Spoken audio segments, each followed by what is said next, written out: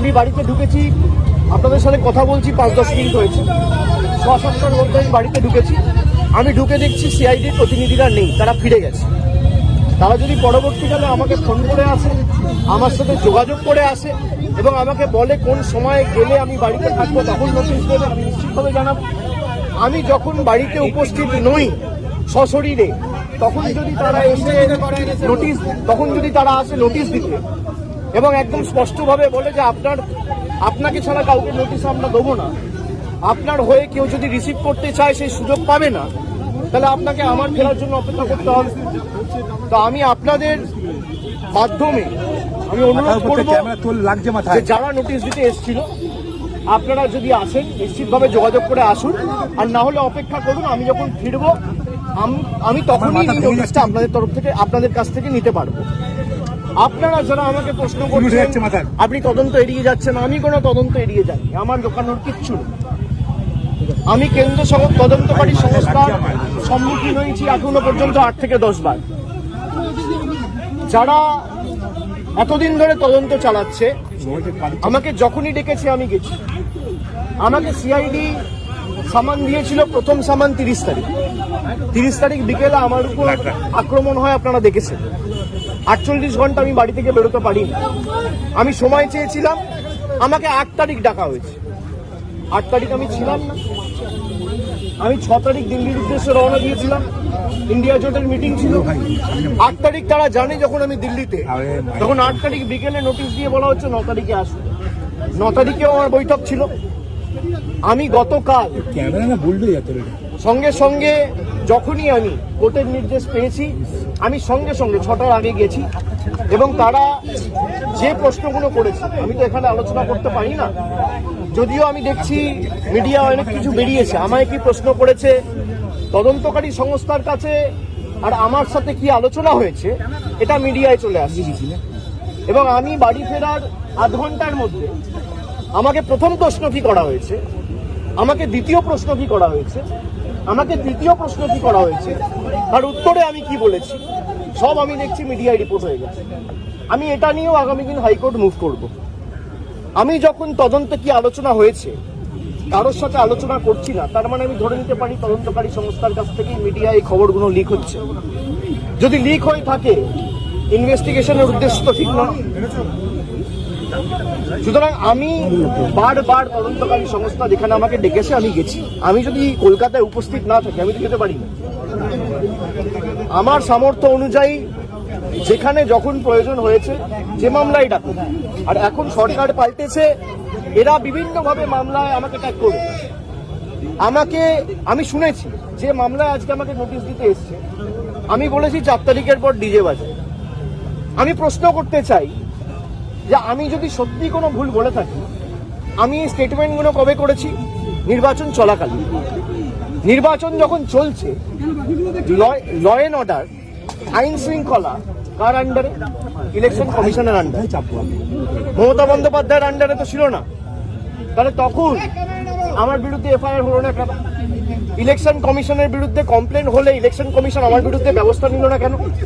তার কারণ আমি যদি ডিজে বাজানোর কথা বলে থাকি, দেশের স্বরাষ্ট্রমন্ত্রী বলেছেন তৃণমূলের লোকেদের উল্টো করে ঝুলিয়ে দিয়ে সোজা করে দেবে।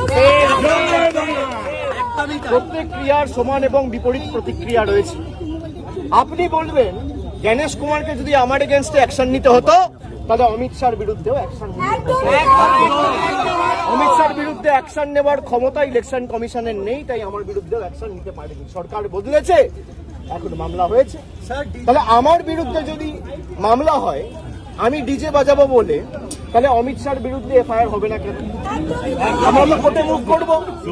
তদন্তকারী সংস্থার কাছে রাজ্যের মুখ্যমন্ত্রী যদি এই কেস, আমি বাংলা থেকে বহিরাগতদের আক্রমণ করেছি বলে আমার ভাষণে এই তদন্তভার সিআইডিকে দেওয়া হয়, তাহলে যে বহিরাগতরা এসে বাঙালিকে আক্রমণ করেছে সেই মামলার দায়ভার কেন সিআইডি বা সিবিআই কে দেওয়া হবে না? এই প্রশ্ন তো উঠবেই। এই প্রশ্ন তো এড়িয়ে যেতে পারে না। আপনারা এসব চাপের রাজনীতি, দল ভাঙানো আমরা অনেকদিন ধরে দেখছি। এসব করে কোনো লাভ নেই। 30 লক্ষ মানুষকে আপনারা ভোটার তালিকার বাইরে রেখে ভোট করেও তৃণমূল 41% ভোট পেয়েছে। 2,60,00,000 ভোট তৃণমূল কংগ্রেস পেয়েছে। তাদের প্রতিনিধিত্ব তৃণমূল কংগ্রেস করবে। এক চুল জায়গা তৃণমূল কংগ্রেস ছাড়বে না। থমকে চমকে সিআইডি দিয়ে, সিবিআই দিয়ে, দল ভেঙে, কুৎসা করে, গায়ের জোরে কর্মীদের মিথ্যা মামলায় ফাঁসিয়ে ফলস কেসে ইমপ্লিকেট করে, পার্টি অফিস দখল করে, বাড়ি ভেঙে, ঘর জ্বালিয়ে তৃণমূল কংগ্রেসকে দমিয়ে দেবো। সিপিএম এর বিরুদ্ধে লড়াই করে 34 বছরের জগদ্দল পাথরকে সরিয়ে তৃণমূল কংগ্রেস ক্ষমতায় এসছে মানুষের আশীর্বাদ। 2011 সালের পরিবর্তন আর 2026-এর পরিবর্তনটা খালি একটু তুলনা করুন। মানুষের মধ্যে কোনো আবেগ নেই, স্বতঃস্ফূর্ততা নেই। 8টার পর রাস্তা শূন্য, ফাঁকা। বিজেপি বিজয় মিছিল বার করতে পারছে না।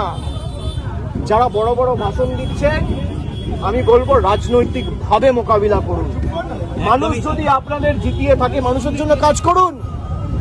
মানুষ বুলডোজারের জন্য ভোট দেয়নি, মানুষ কর্মসংস্থানের জন্য ভোট দিয়েছে, শান্তি শৃঙ্খলা সম্প্রীতির জন্য ভোট দিয়েছে। মানুষ উন্নয়নের স্বার্থে ভোট করুন। উন্নয়ন, দিল্লির সাথে লড়াই করে টাকা আনুন। আপনারা ভোটের আগে বলেছিলেন অন্নপূর্ণা ভান্ডার, আর ভোটের পর মানুষ দেখছে বুলডোজার। এই দ্বিচারিতা তো চলতে পারে না। আমি মিডিয়ার বন্ধুদের বলবো, কোনো স্পেকুলেশন, কোনো আলোচনা না করে যদি কেউ ভুল তথ্য পরিবেশন করেন, আমরা কিন্তু বাধ্য হব হাইকোর্ট সুপ্রিম কোর্ট অবধি যেতে পৌঁছাতে। আপনাদের দায়িত্ব, আপনারা সঠিক তথ্যটা মানুষের কাছে উপস্থাপিত করবেন, পরিবেশন করবেন। আপনারা রটনাকে ঘটনা বানিয়ে দেখাবেন না। আমার সাথে তদন্তকারী সংস্থার কি কথা হলো, আমার সাথে অন্য কারোর কি কথা আপনি দেখিয়ে দিচ্ছেন। আমার সাথে রাহুল গান্ধীর মিটিং হয়েছে, তৃতীয় ব্যক্তি কেউ নেই। আমি আর রাহুল গান্ধী কি কথা হয়েছে আপনারা জেনে গেছেন। আমিও মিডিয়ার সাথে কথা বলবো। আপনারা জানছেন কোত্থেকে? আপনারা আপনাদের মতো স্পেকুলেট করে যা পাচ্ছেন বলে দিচ্ছেন।